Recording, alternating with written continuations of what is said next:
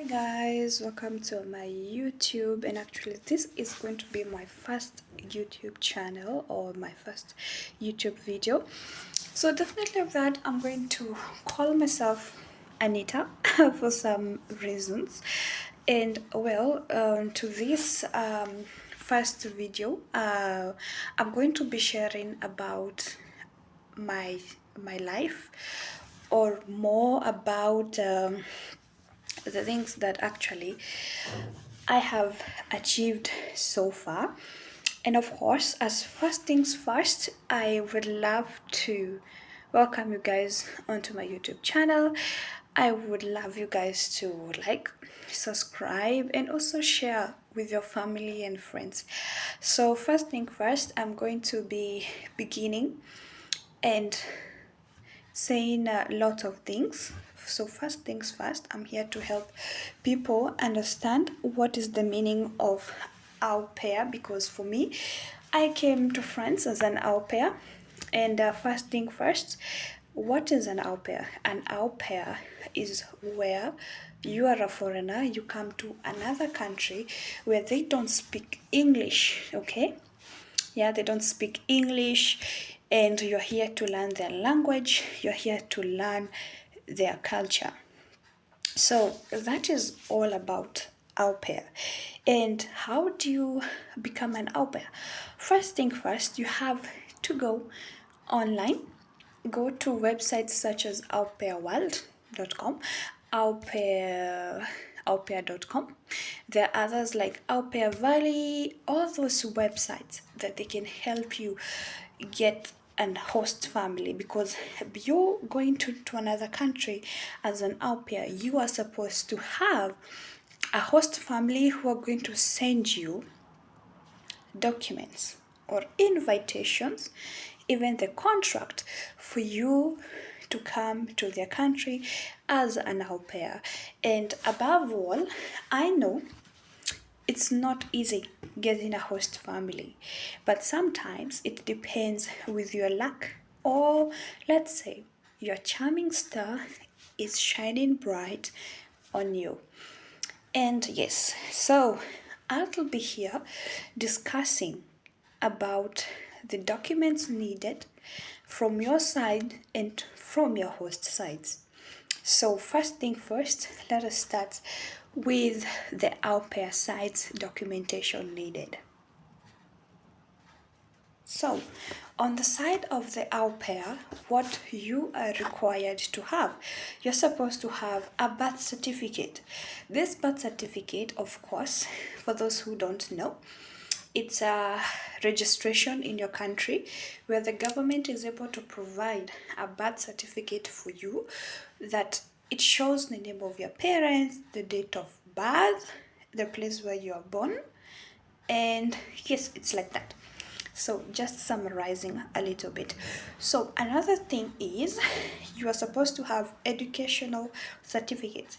These ones are from high school diplomas, going to college or university. You should be having that. Another thing which is most important for you applying as an au pair, first thing first, is having a passport. That one should be the number one thing once applying as an au pair.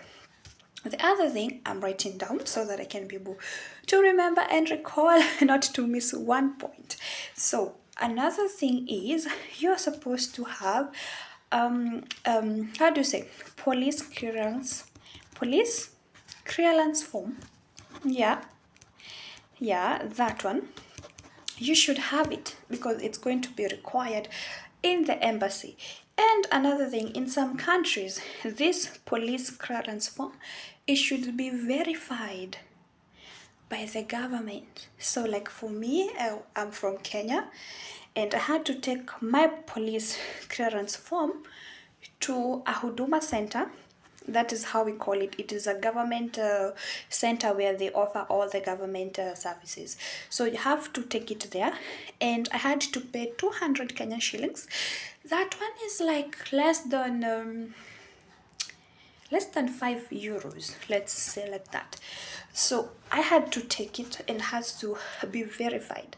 Like it should be stamped by the government officials. Okay. And another thing, you will need to go and take pictures like passport photos at the studio where you, if let's say for example, you're going to French embassy, you're going to do passport photos required in the French embassy. If you are going to be an au pair in Germany, there are also some photo requirements by the German embassy. So another thing, that one is photos. We've already said these photos. This is from the side of an au pair. So let's continue with another one. So another one, you need, sometimes you may be asked to medical, which is it's not necessary, but it depends. For me, I took a COVID certificate. Yeah, I took COVID certificate with me to the embassy, though I just carried it in case I'm asked to have a COVID certificate.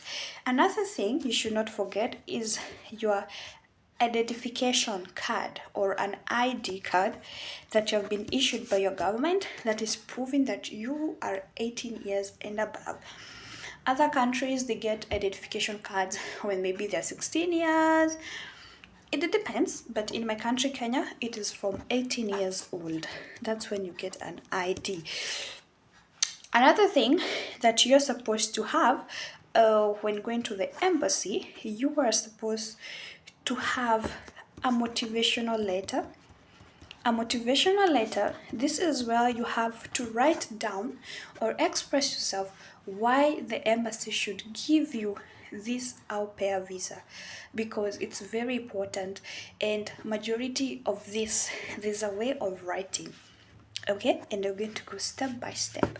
So I will come again and explain on another video how to make these motivational letters for au pair.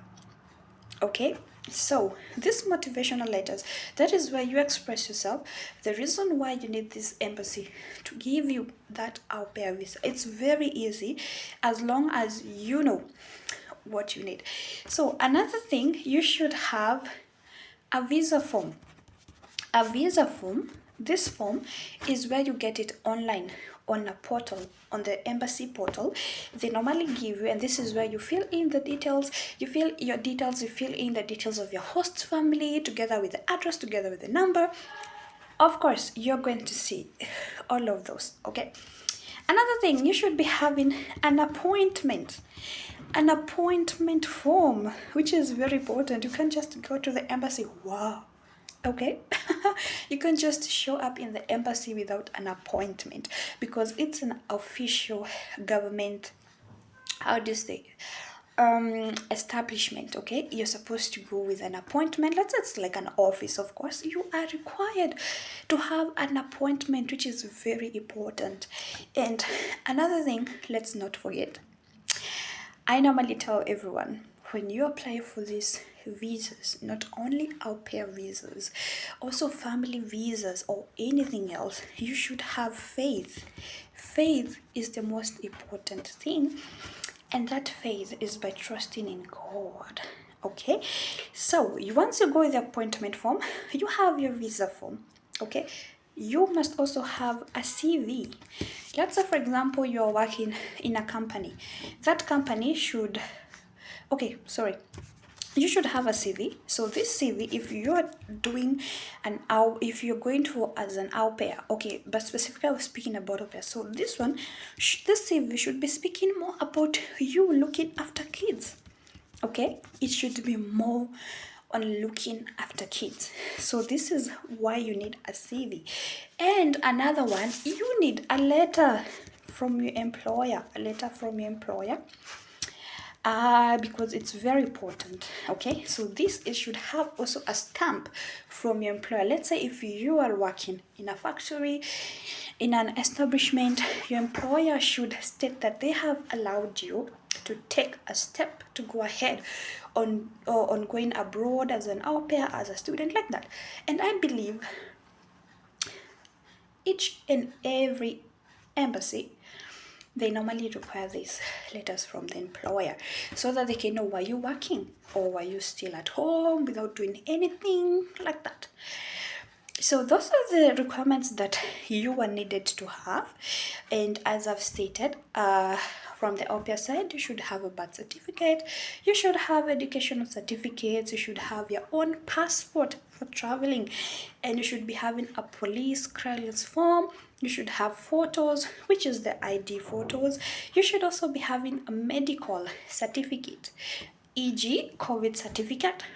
Another one, you should be having your ID card proving that you're 18 years old and above. You should also have a motivational letter. You should also have a visa form, an appointment form. You should also have faith in God, because sometimes you can apply, you don't have faith in God. You go through the embassy, you do your everything, you have every document that is required, and then boom, when you go to pick up your passport, you find it's a denial, which is super bad. Getting a denial, which is another thing that I forgot. Above all of those lists, you should also have visa fee. Visa fee, this is amount of money that you are supposed to pay for your visa interview. So each and every embassy, they have their own visa fee.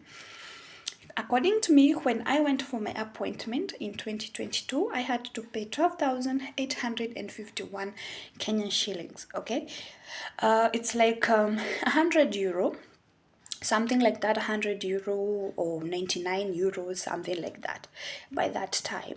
So in the form, when you're trying to book your appointment, they will show you the amount of money that you're supposed to pay.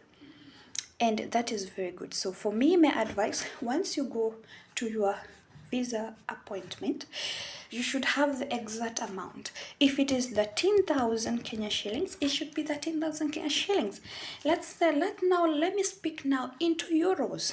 If you are going, if the embassy has told you it's €100, make sure you have €100. You convert it into your currency, because it's much better you go with exact amount, because some of them, they don't have change, and it's very bad if you go with an extra amount of money and you end up leaving the money there because they don't have an extra change for you. So those are the documents needed from the au pair side.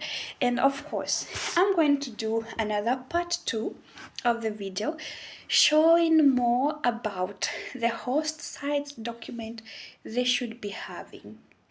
And of course, when you are going to an au pair visa appointment, there's one thing that you should never lack having. That is a contract, which I had almost forgotten.